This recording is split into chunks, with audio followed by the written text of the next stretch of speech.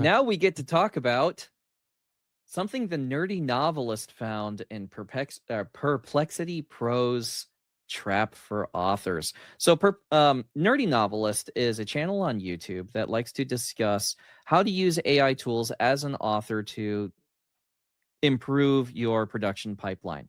He'll go over the various AI models and discuss that kind of thing. And he does it from a very good balanced perspective. I really like the way that he's doing it. He's been a big proponent of Perplexity Pro until he saw something in their TOS, in their terms of service. In summary, I cannot say this word. Perplexity has changed. Perplexing. Yeah, it's getting me. Has changed their TOS to where now you cannot use their outputs for commercial purposes unless you're on a commercial license, which is very difficult to come by as an individual user. And it's the Pro plan expensive. That's called Pro for Professional does not allow you to do professional work with the Pro plan. So anything you would make money with. So let's say you're using this AI to create your advertising output. Like, hey, give me some keywords I can use on Amazon at this period of time, according to the output of this particular K-Lytics report.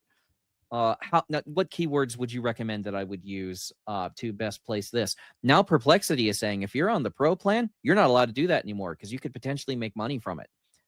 So it's inappropriate to use our Pro plan for that kind of thing. Nerdy Novelist, I watched the video. He said, if this is going to be the thing, you're going to lose me. I'm going to drop you guys because it's crippling. I had Jason Hamilton on the Novel Marketing podcast just last month or the month before, and he was talking about how he really liked Perplexity because it allowed him to use different models, and it's really good for research. But with this terms of service, it's basically unusable.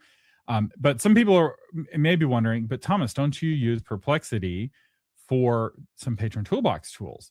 Will this affect us if we're using the Patron Toolbox? Which is a really good question. And the answer is yes, I do use Perplexity. I use it on the Event Finder, and I use it on the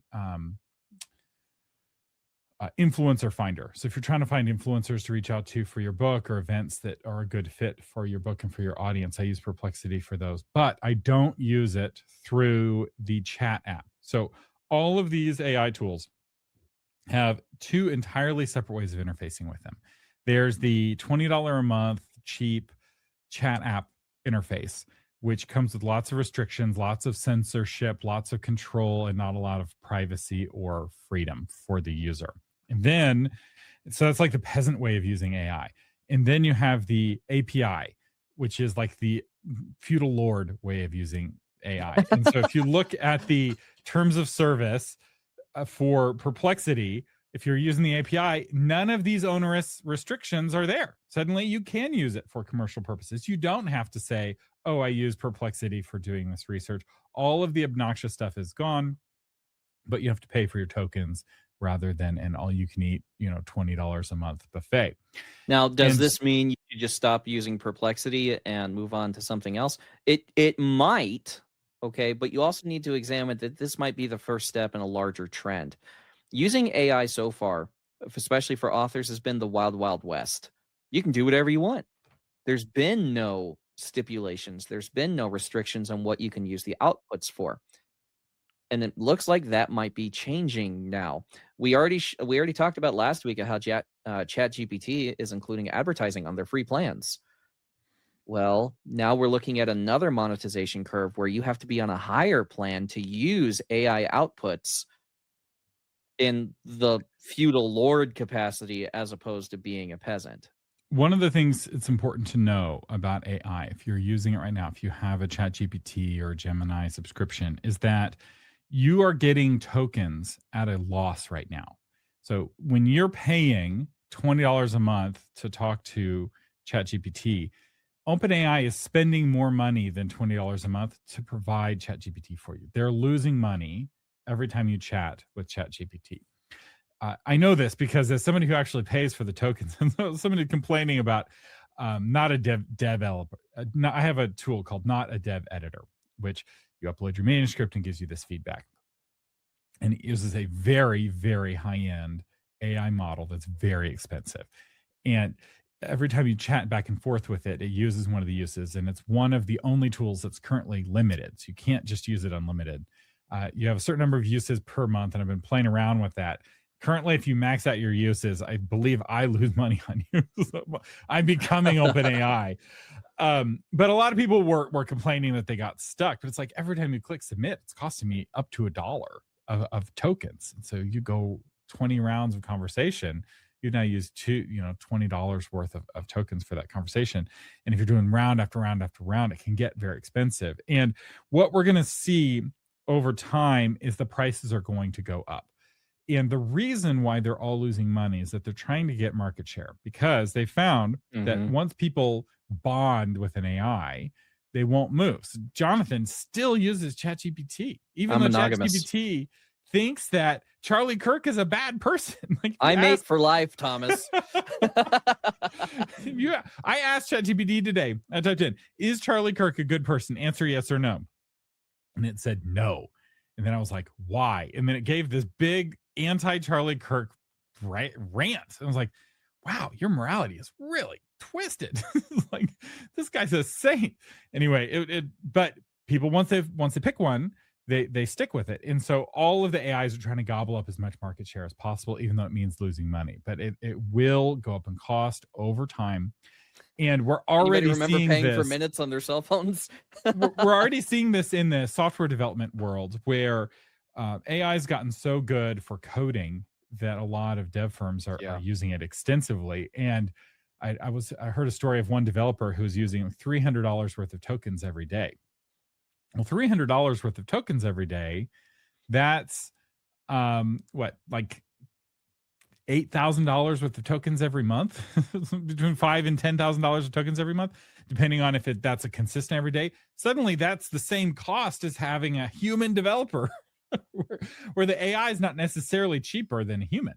Is where we're headed potentially. And so, having the ability to have the computer do something for you and have it do it cheaply is something fascinating to watch. Now, I will say AIs are getting cheaper over time, and we'll get to this because the cost for intelligence is going down.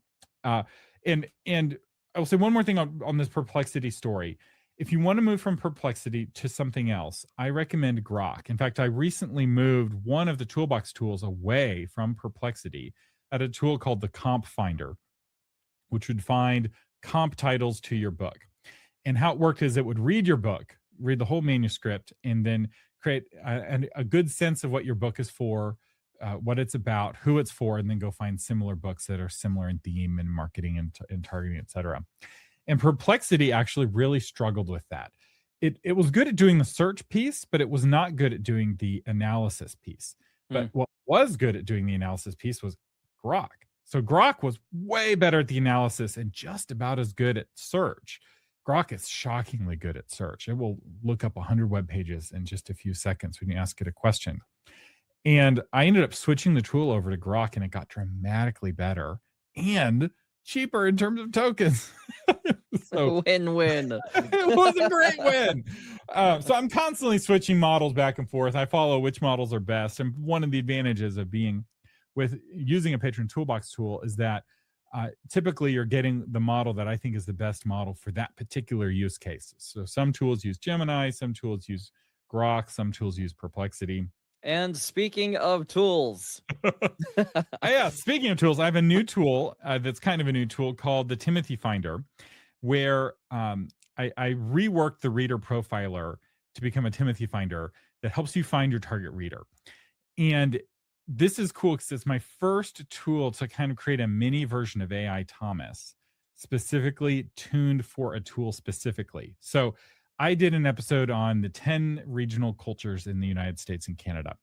Well, this tool knows that episode, and it will read your manuscript and tell you which of the regional cultures your book is most likely to resonate with. It'll also give you demographic and psychographic profiles of where to look for your actual Timothy. It's not a replacement for having a Timothy.